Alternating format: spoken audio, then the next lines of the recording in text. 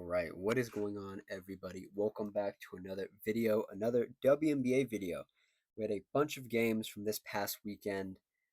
Just to name the ones we're going to talk about, we had Lynx versus Sky. We had the Aces versus the Valkyries.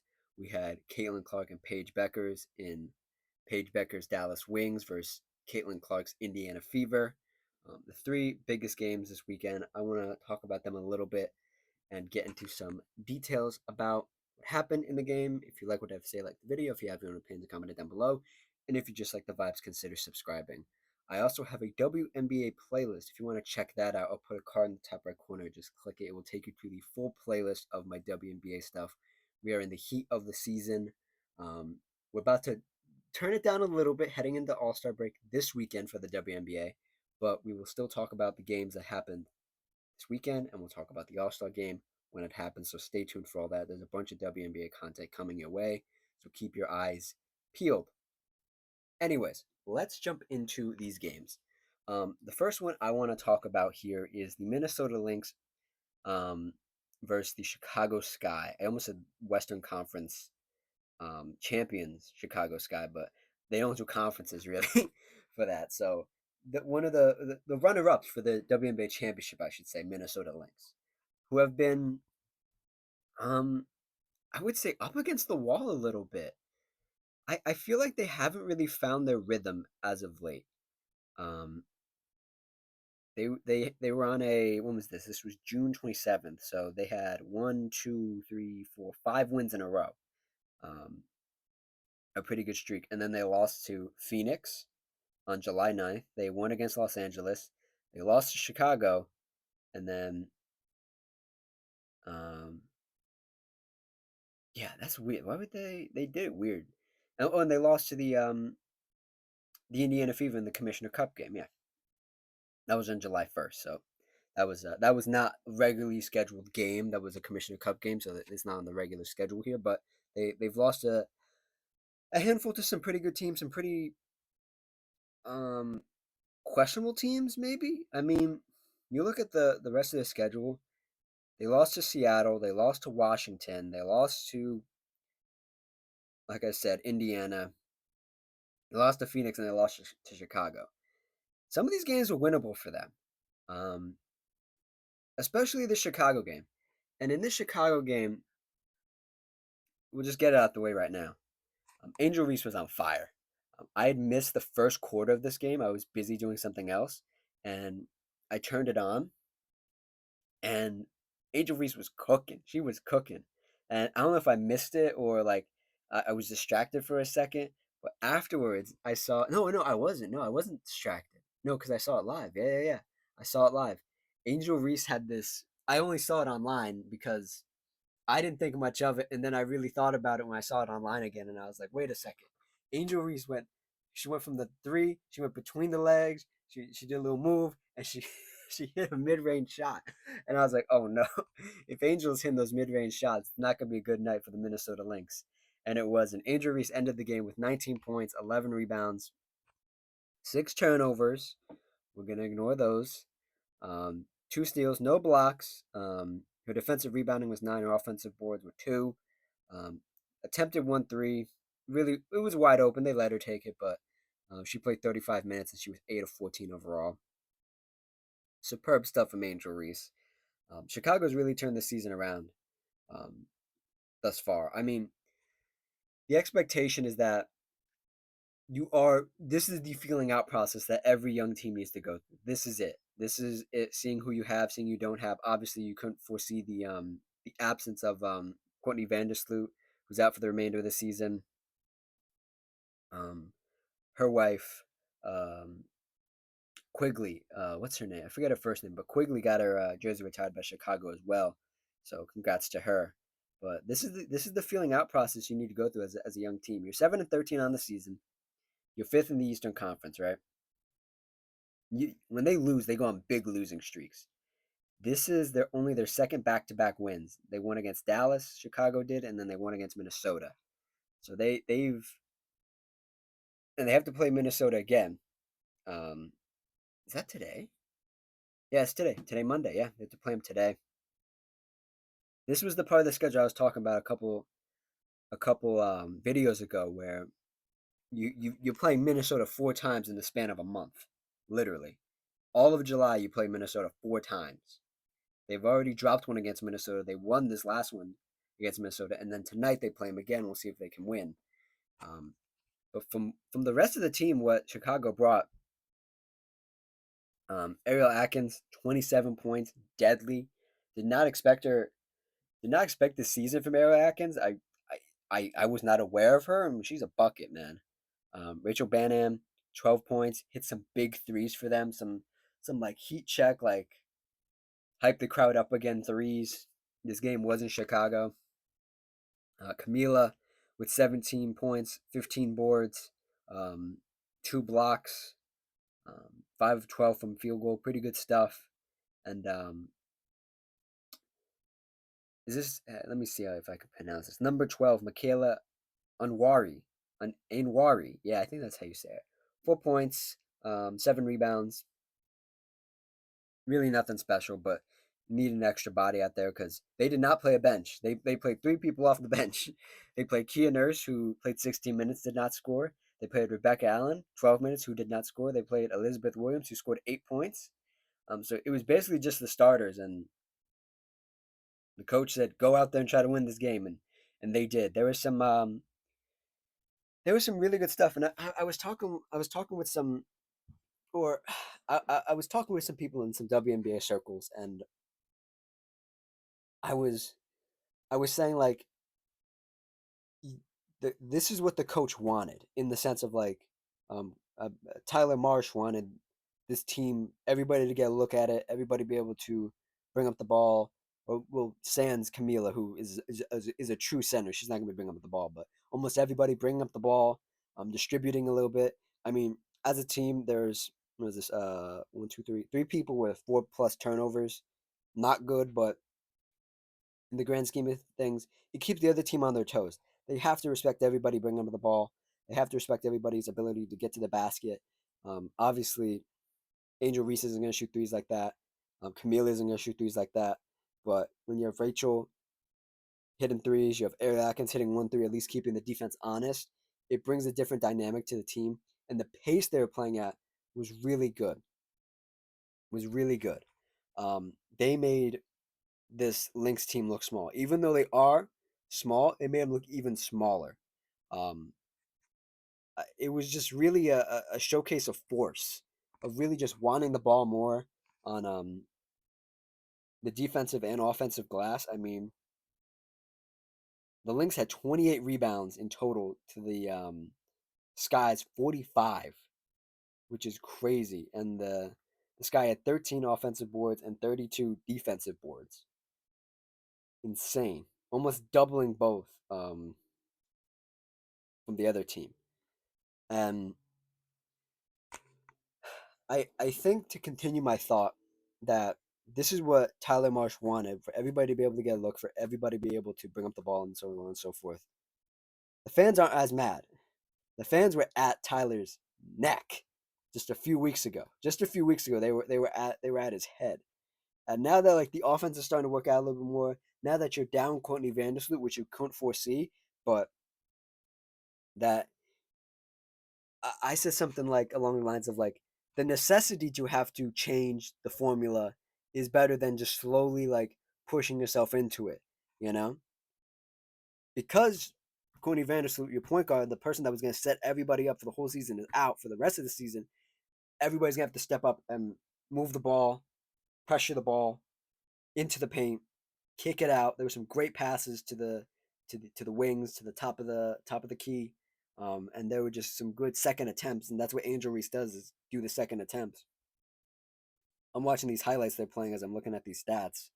Um, she was just electric, and I mean, when the team overall shoots, what is this, 46% from field goal, 7% better than the other team, you got something there.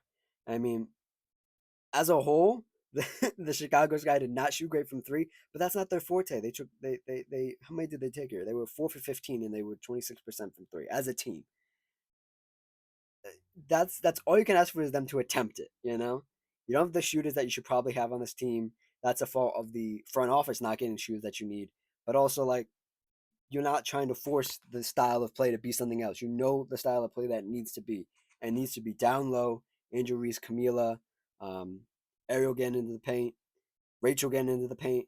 Almost all these players and all these guards getting into the paint, and they know they can miss and not feel like every shot matters because Angel Reese and Camila are going to be down there getting the shot. Now, on the other side of this, for the Minnesota Lynx, who played a pretty complete game, and had some really good moments. I mean, like I said, they shot 33% from three. They took 30, made 10 as a team. Um, they never seemed comfortable in this game, and I'm gonna be on somebody's ass right now. Courtney Williams, Courtney. You talk a big game, and I respect it because it takes a lot to talk a big game, especially when you're down. It's one thing to talk when you're up, when you're down. But man, this team in particular needs an actual point guard. I had many moments of this game where I was like, they need somebody who Courtney Williams is a shooting guard. She's not a point guard. She can't guard shooting guards. She can barely guard point guards, but she's a shooting guard more or less. She doesn't pass the ball like that. On the game, she did have 8 assists, but there's a difference between having 8 assists and just giving people the ball for them to shoot it versus actually controlling the offense, moving the ball around, and doing all these things. Um, it was just so frustrating because there was a time, I think it was in the fourth quarter, where they had the lineup in where everybody could shoot threes, right? And Elena Smith, who I like as a player, was wide open by the corner, and Courtney Williams just did not see her, and just decided to drive it in the lane and take a layup or some shit like that. And it blew my mind because I was like, pass the ball. You got a wide open player. Pass the ball. She was 0 for 6. But man, you just gotta pass the ball. You gotta go for it. You can't just like keep going in the paint where you're getting destroyed defensively and offensively. You can't keep forcing it in. And Courtney Williams ended the game with 13 points, 8 assists, 2 turnovers, 2 personal fouls, 1 of 5 from three, 5 of 15. She had some good moments to close the game, but by the time she was closing the game, it didn't matter. It didn't matter. It really didn't matter. Um, Somebody else who I've had a problem with for a while is Kayla McBride. Kayla McBride is way too inconsistent to be a starting player. I said it. There, I said it. Way too inconsistent. Way too inconsistent. 17 points on the game, three steals, 5 of 12 from three, 6 of 17 from field goal. She's just way too consistent. Way too consistent. Just from my taste as a player, from my taste as somebody who's played the game a little bit, who's watched the game for 10 years, somebody who's way too inconsistent to be a starter. Reminds me of like guys like Lou Will or J.R. Smith in the NBA, where it's just like when they have nights when they're on, they're on. When they don't, they look bad. And this wasn't one of her worst performances. She's had way worse performances than this. But for somebody like this to play 13 minutes or 33 minutes and only have 17 is ridiculous.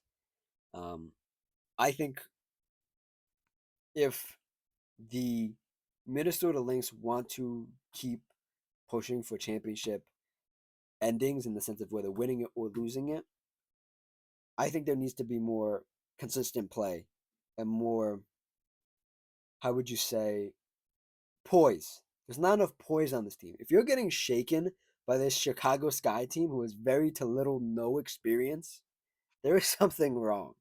There is something very, very wrong. Um, the rest of the team, MVP candidate, Nafisa Collier, 26 points, 8 rebounds, 5 assists, 3 steals, 3 blocks, 4 personal fouls, 2 turnovers, um, made 1 3, 9 of 18 from field goal, 36 minutes played. I can't be too mad at Nafisa here because she was playing her game. She really just played her game. There are moments where she, like I said, she did look small. She looked very, very small, and at points the moment looked too big, and then it didn't. And she looked primed and ready for the moment, and the team just couldn't back her up.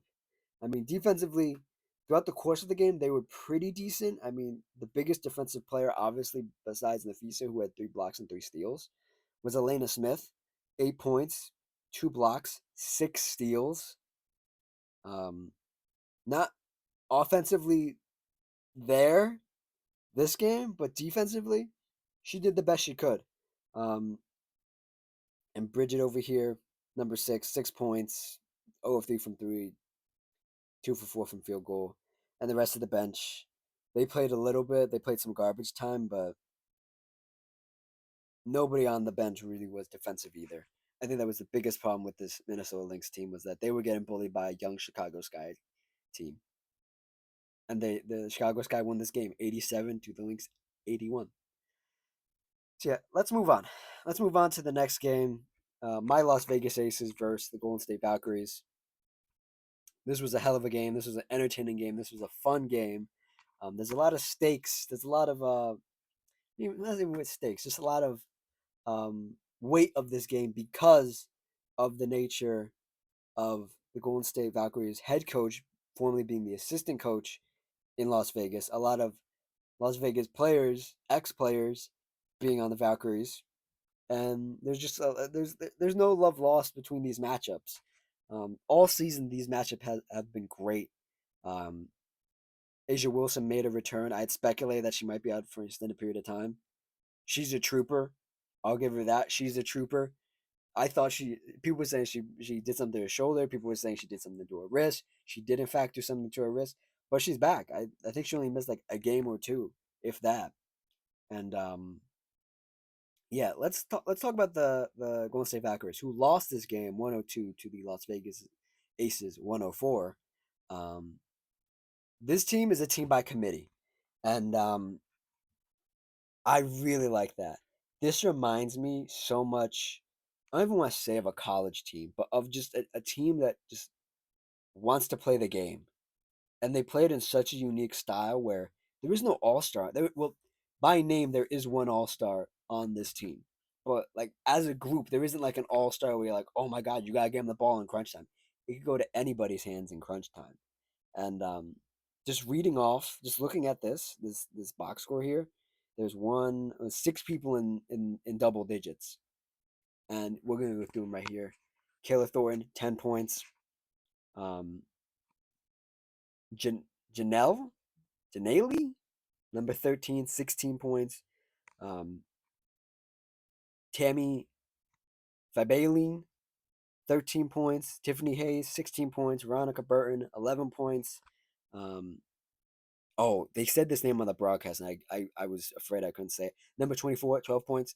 Um, and Kate Martin, 8 points. Caitlin Chen, 3. Just point out some people here that had some points. Just a really great effort from the team. They shot really well from 3. That's their calling card, and the distance that they shoot it from as well. 37% from 3, 12 of 32 from 3. Superb stuff. 51% from field goal overall as a team. The player of the night, Tiffany Hayes, ex Las Vegas Ace player. Um, Superb stuff. I did not see this from Tiffany Hayes. Even when she was a Las Vegas Ace, I did not see this from her. She has become such a good de facto leader. Not so much like I would say like leader as like vocally, but just like watch what I do, watch what I can do. And she's just done so well. She had the mask on. I guess she had a face injury, so she had like the mask on. Always a cool look for any basketball player to put the mask on. Um, yeah, really good stuff for her. Um, Janelle, I think that's how you say it. Janelle, yeah. Janelle, number 13, yeah. Correct me if I'm wrong, please. 16 points, 6 rebounds, 5 personal fouls. Um, yeah, just steady, man, just steady. And like I said, this team is by committee. I really can't point. It's gonna be interesting to see what they do. Obviously, in the second half of the season, going into next season, going into this off season, is what can they do? Who do they identify as their core like 2 or 3 players? Because there's a lot of, and I've said this before. There's a lot of teams have fat sometimes. They have like players that like you could trim off and you wouldn't notice they're gone. This team, you could barely trim anybody off and you would notice it. Like, oh my god, this person's gone. You know, um, you can't do that with this team. This team is really good. I mean, you got nobody played 30 minutes in this game. You have 28, 27, 28, and then off the bench you have somebody who played 18, 13, 11, 15.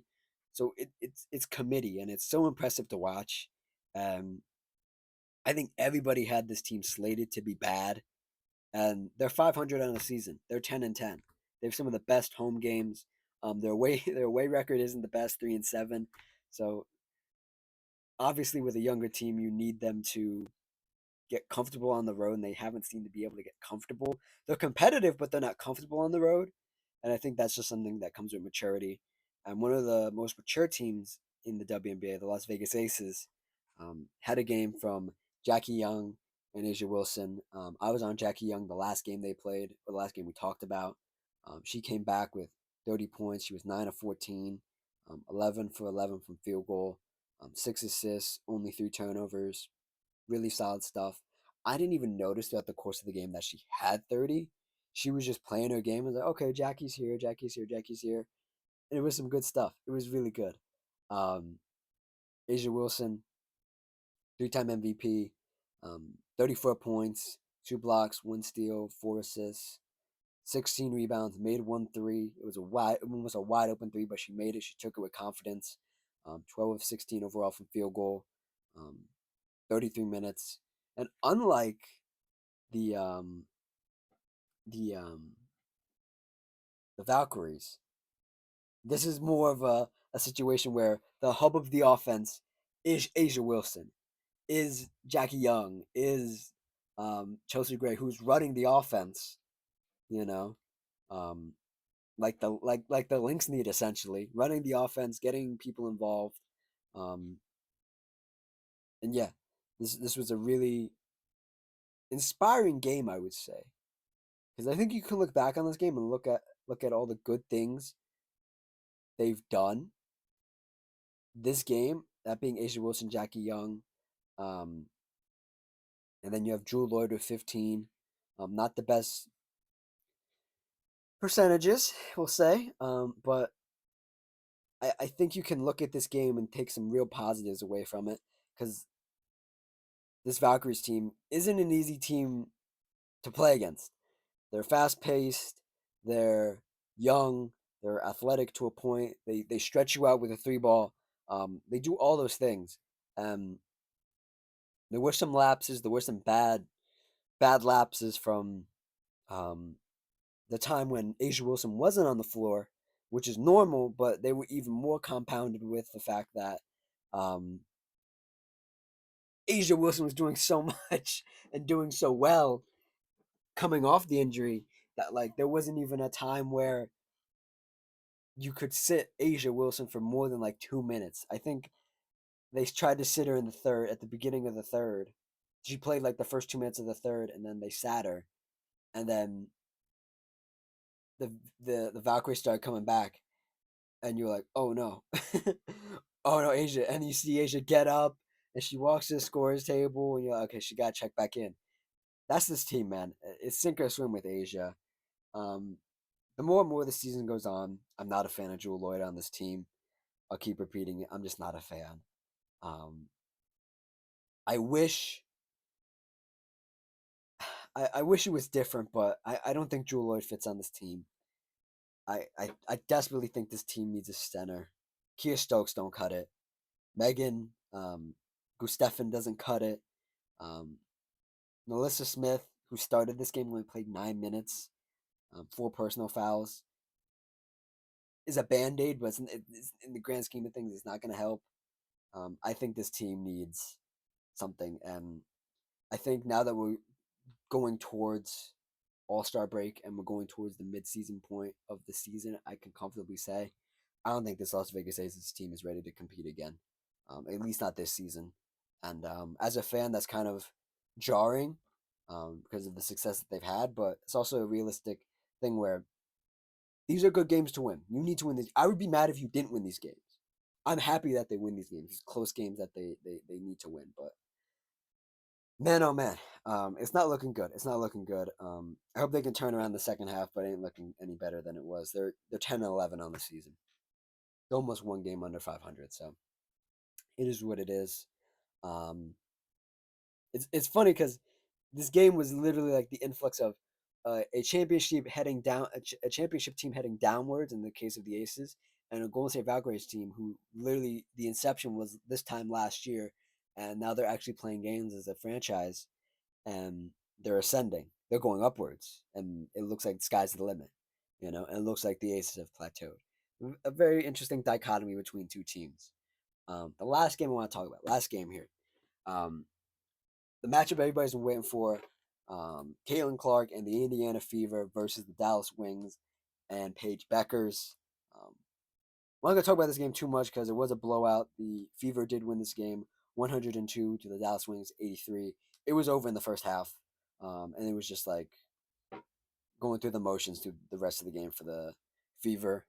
Um, superb outing. Superb outing from everybody else but Caitlin Clark. Caitlin Clark did end this game with 14 points, 13 assists, 5 steals, 1 block. Defensively, this was the best defensive game I've seen from Caitlin Clark. Offensively, this is one of the most reserved, one of the most um, laid back games she's played. I did like that she was getting back into her normal groove after being injured. She still isn't 100%, you can tell, but her what's it called? Her showboating was back a little bit. Her rhythm was back a little bit. You could tell she was having fun playing the game. There were a couple of times where her body language wasn't the best. We'll talk about that during WNBA All Star break, where people like trying to be like her body language isn't the best, and I disagree completely. But nevertheless, um, not her best game. Everybody else looks so comfortable on this Indiana Fever team, and they've looked comfortable without Caitlin, the game she hasn't played. And Caitlin's been on like a 28 to 26 minutes restriction, but the rest of the team has been chugging along. Natasha Howard, um, WNBA Commissioner Cup MVP, 18 points, two steals, 2 rebounds, bullied them, bullied the Dallas Wings, bullied them. Aaliyah Boston, 17 points, 3 assists, 3 rebounds, 1 personal foul, no turnovers, 7 for 11 from field goal in 26 minutes. I'm loving the way Aaliyah Boston is playing this season. I'm loving it. I'm loving that she's not afraid to go off the dribble. She's not afraid to post it up right by the elbow, handoffs, dive to the basket, fake handoff, turn, floater, hook shot. The passes have been great. Um, really, really looking comfortable. I think this is what her third year. In her third year, being alongside Caitlin Clark, being without Caitlin Clark, not afraid to be the hub of the offense a little bit, in the sense of like occupying that paint space well. The synergy with all the guards that she gets to play with, Kelsey Mitchell, um, obviously Caitlin Clark, um, Sydney Colson, plays that move around like guards, Lexi Hole, um, Ariel McDonald, Sophie Cunningham. Just the synergy she has, being sometimes the lone big out there, other times being like the only big out there, and playing with Natasha Howard and all that stuff. My hats off to Aaliyah Boston. I will be getting an Aaliyah Boston jersey soon. Like I said, Kelsey Mitchell, 20 points this game, 3 assists, 4 rebounds, no turnovers, no personal fouls. Very clean game. I love to see it. Um, she was worth that money that she got this offseason. 1 of 3 from three, um, 8 of 12 from field goal. Really good stuff. Lexi Hole, 3 points. Didn't really matter. Off the bench, Sophie Cunningham looking the most confident she's looked, at least the games I've seen this season. 13 points, 5 rebounds, 3 assists. Looking not a hundred, looking more like herself when she was in Phoenix, um, getting to the paint, reading the defense as well, seeing gaps, getting into the lane, shooting threes with conviction, 2 of 3 from three, really good stuff. Ari McDonald, 5 points, 1 of 3 from three, 2 of 7 from field goal. As a team, 51% from field goal, 33% from three. Um, Caitlin Clark had some of her heaves that went in. Again, wasn't her most comfortable game, but defensively, I think you need to run this tape back and drill it in Caitlin Clark's head when she isn't feeling 100% or she isn't 100%. She can be this defensively. I think this is her best defensive game as a pro, um, truthfully. Um, this was a game hyped up to see, well, who's the better player. Is it Caitlin Clark? Is it Paige Beckers? Those who knew this wasn't the game. I forecast that maybe sometime in the second half of the season or next season when Caitlin Clark is healthy, when Paige Beckers is a bit better of a team, that's going to be the true matchup. Um, Caitlin Clark is a far superior team. Far superior team. The record doesn't show that. They're 11-10. The Indiana Fever are, and the Wings are 6-16, having one of the worst seasons ever. But there were some positive things. We're going to talk about the Wings right now. Um, Lee Lee Yuru, pardon me, I got corrected. It's Yuru, the center they picked up midseason. 16 points for her. Um, 5 rebounds, 2 assists, 1 block, 1 steal. Um, just a body. I think if they manage to keep her through next season, Yuru can be a big part of this Wings team. I think just having a body down there helped. Defensively, she's not really active. She's just a body. Again, she's just a body, which is fine. But like, you want a bit more. I think going through the course of this season, the rest of the season, they could integrate her a little bit more. Um, I think it's important for Paige Beckers to go off like she did. She had 21 points, 4 turnovers, 2 steals, 4 assists, 4 rebounds. Pretty solid game from Paige. Looking more and more comfortable as the season goes on. I expect her to break out even more in the second half of the WNBA season, but 2 of 4 from three, 9 of 15 overall from field goal. Looked really big this game. Like, looked actively comfortable. Switching on to like more forward type players, more wing type players. Very surprising. I was not expecting that. Um, JJ Quinley, 13 points, 1 of 3 from three, 11 for 6 from field goal, 4 personal fouls, not great. Um, I'm not even going to dare to pronounce that. Number 18, 7 points, um, 7 rebounds, 2 assists, 1 personal foul, 0 turnovers. And somebody who I've been questioning the whole season and even preseason, Rike Gumbawale. Rike.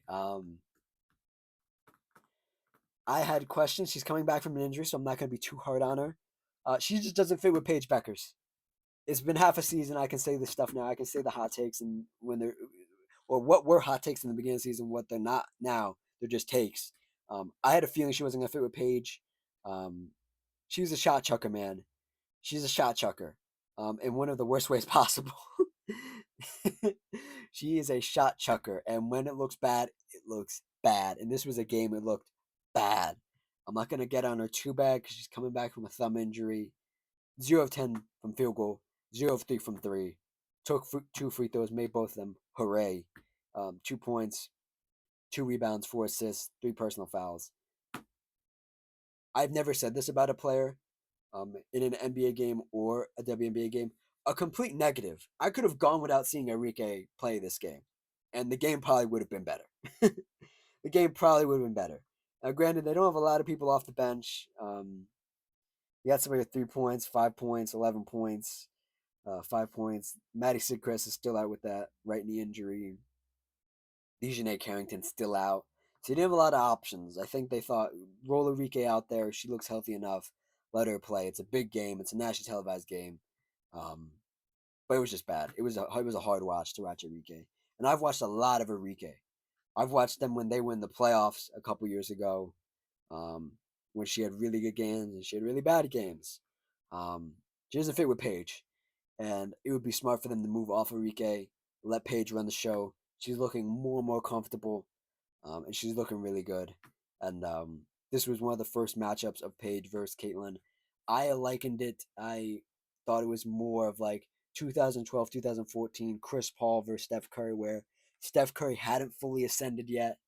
He really had. He wasn't even the MVP of the league. He was just like this skinny, light skinned kid who was just shooting the ball. And you had Chris Paul, who was more of, who was literally just gotten to the Clippers, who was maybe had just ascended, was in MVP conversations. And I'll leave it up to you guys to decide who's who in the situation. Is Caitlin Clark Steph Curry, or Chris Paul? Is Paige Becker's Chris Paul or Steph Curry?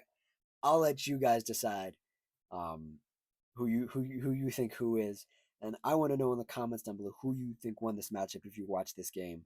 Um, I think Paige Becker's won the matchup, but obviously Caitlin Clark won the day. And I hope there are many more of these matchups to come. I had hoped Caitlin Clark would be healthy for this game. She's out there, but she doesn't look 100%. And yeah, so that's it. That's the WNBA wrap up from this weekend. Like, comment, subscribe, all that good stuff. Like I said, more WNBA content coming this week, coming this next week, this weekend, and we'll talk about all things WNBA. NBA Summer League sort of at a standstill at the moment, so if things heat up, we'll talk about that. But for right now, we are full gas, full steam ahead for the WNBA season, rounding in the All Star break. Let's keep going. Like, comment, subscribe, all that good stuff, and I will see you guys next time. Cheers.